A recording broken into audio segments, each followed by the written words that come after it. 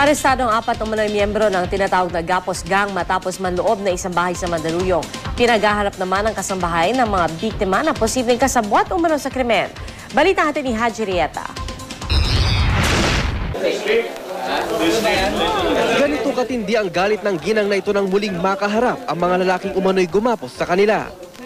Pati ang anak niyang lalaki, hindi rin napigilan ang sarili at sinugod ang isa sa mga sospek. Tumanggi muna ang mga biktima na ipakita ang kanilang mukha, gayon din ang pagtukoy sa kanilang pagkakakilanlan. Pasado alas 9 kasi kagabi, habang nagpapahinga ay niloban ang kanilang bahay sa Barangay Zaniga. Kwento sa akin ng ginang, nagulat daw sila nang biglang pumasok sa loob ng bahay ang 4 na lalaki. Hindi raw sila nakapalag dahil armado ang 4 na lalaki ng kalibre 38 at kalibre 45 na baril at balisong.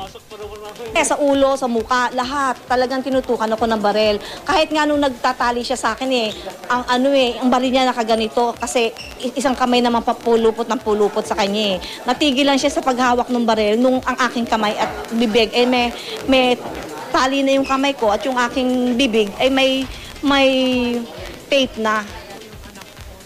Pati ang babaeng ito tila isang bangungot daw ang dinanas ng mga oras na yon. Kinakaladkad po nila ako saka yung anak ko na turo ko daw po sa kanila yung fire exit. Tapos sabi ko, hindi ko po talaga alam yung fire exit dito. Huwag niyo po akong saktan. Kunin niyo na lang po kahit ano kong gamit dito. Tapos po nung umiyak po yung anak ko, sabi patahimikin ko daw po. Tapos kutsilyo na naman po yung tinutok sa amin. Rumuronda raw ng mga oras na yon ang ilang barangay tanod ng napansing kakaiba ang nangyayari sa nasabing bahay. Ngayon may narinig kami sumisigaw sir, mga babae at bata.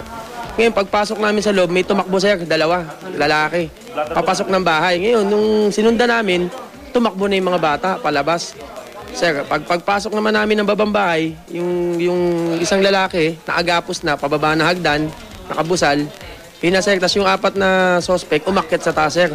Nagkaroon ng habulan, dumaan sila sa likod.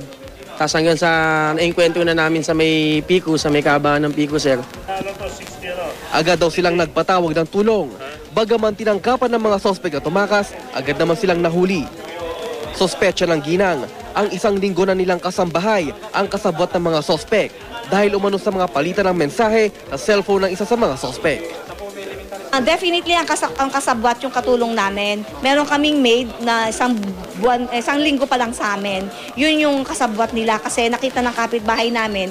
Yung kapitbahay namin yun yung tumulong na nagtawag ng tulong para sa amin ng mga barangay. Kasi napansin niya, paglabas ng maid na may daladalang basura, meron agad 3 lalaki na pumasok.